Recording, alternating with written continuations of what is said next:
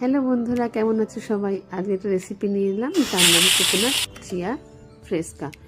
এটার ভীষণ গুণ আছে, শরীরকে খুব হাইড্রেট রাখে।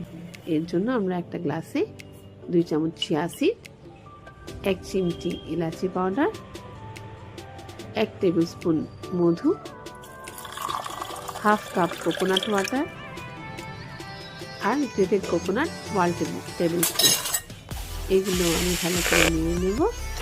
এইবার কিছু কিশমিশ কুচি করে দিয়ে কাজু গ্রেট করে নেব। স্যাফরন ছিল বাড়িতে, স্যাফরন দিয়ে দিলাম একটু সুন্দর ফ্লেভার এবং রং আসার জন্য। এটা অপশনাল। এবার এটাকে একটু নাড়িয়ে ফ্রিজে রেখে দেব। 4 ঘন্টার পর ফ্রিজ থেকে বের করে এই হলো তার লুকস।